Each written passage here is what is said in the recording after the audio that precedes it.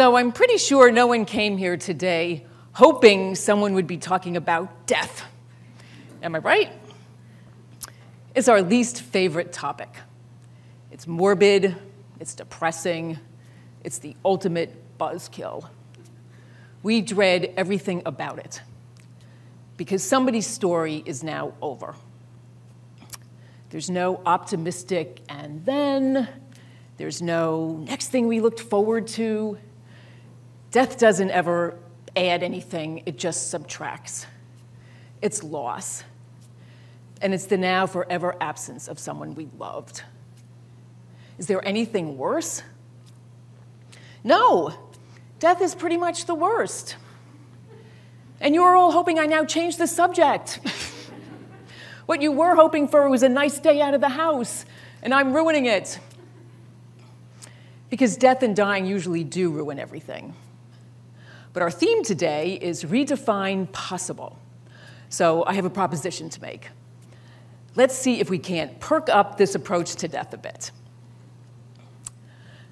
This whole dying thing, we like to pretend that somehow or other maybe we'll get out of it. You know, something could come along, who knows what, you know, we're open, because not existing is just too weird to comprehend.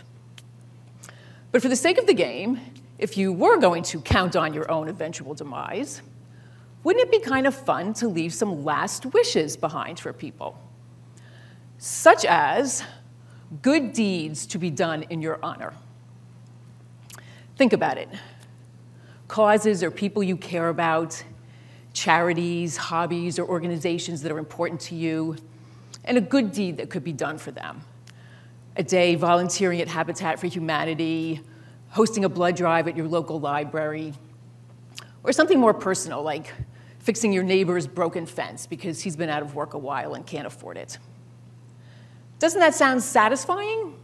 Like that would be a rewarding way to spend an hour thinking of good deeds you'd like done. Who doesn't like doing something nice for someone?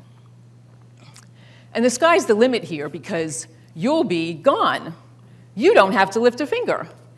You just come up with the ideas. Well, since we all are going to be the dearly departed one day, the dearly being open to debate, the departed not so much, could we possibly go ahead and accept our mortality, lighten up about it, and let something positive happen when our number's up? I heard a story in 2012 that completely changed my life and my view of death. And I'm not just saying that, it really, really did. A young man in Kentucky named Aaron Collins had written down some last wishes before he died. He wanted his family to leave an awesome tip. Not 25%, but $500 for a pizza. So his family did this. His brother, his sister, and his mom, they went to their local pizza place and they gave their waitress $500 in cash as her tip for their pizza. Of course, it made her day.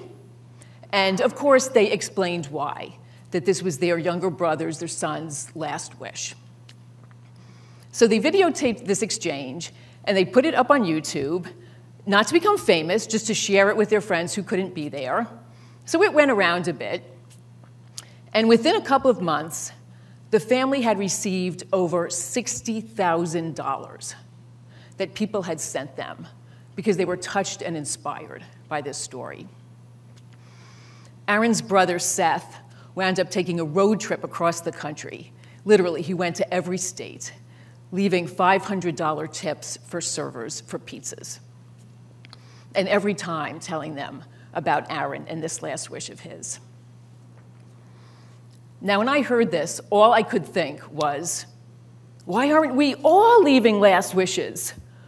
We could be changing the world if every time somebody died, we got to go put some good out into the world. How irresistible is this? And that wasn't the only thing. There were two other aspects of this that were remarkable.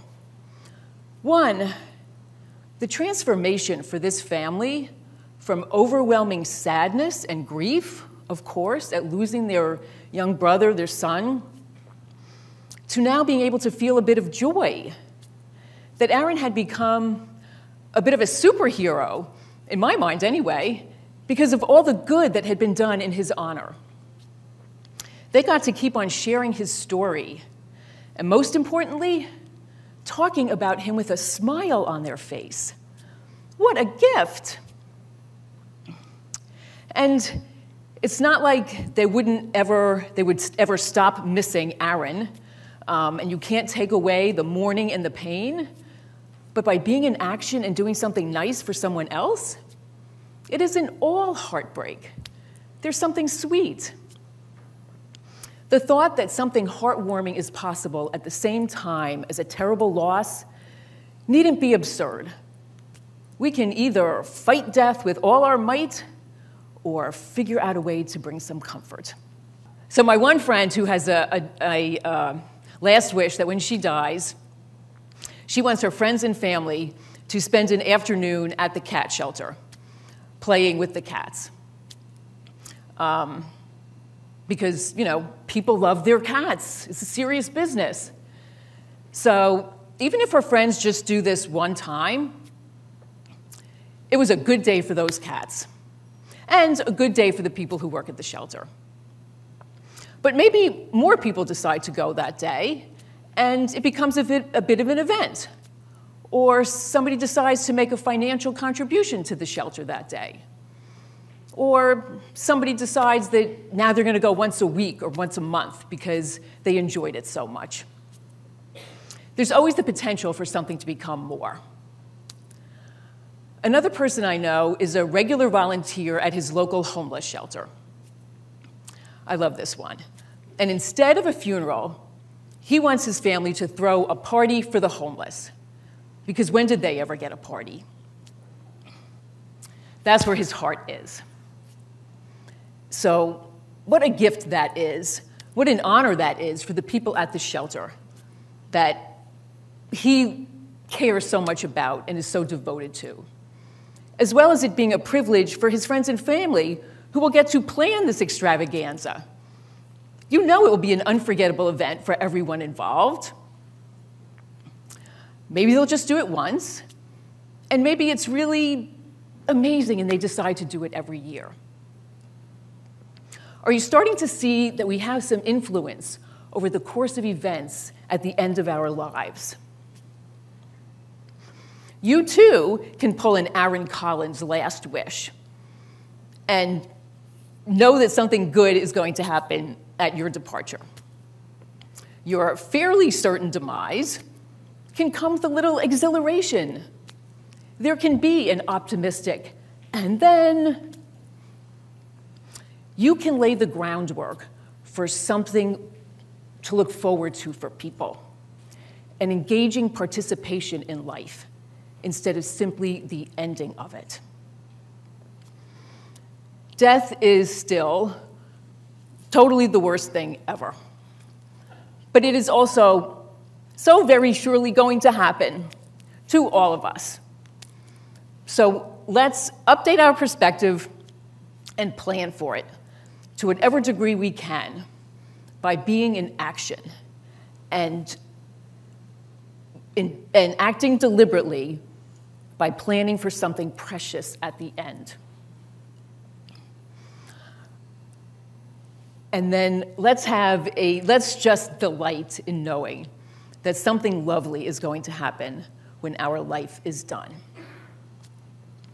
I have a vision of a world where this is just the norm, where we all leave last wishes. And we do it with the same excitement that kids have making their Christmas list for Santa. We're excited. We're not letting death have the last word. We have a path here from one of life's darkest times to a little bright spot. We should be taking advantage of this. It is so unique. We have the ability to instill a little ray of sunshine into that total buzzkill of death. Let's take it on with gusto. So this is my recommendation.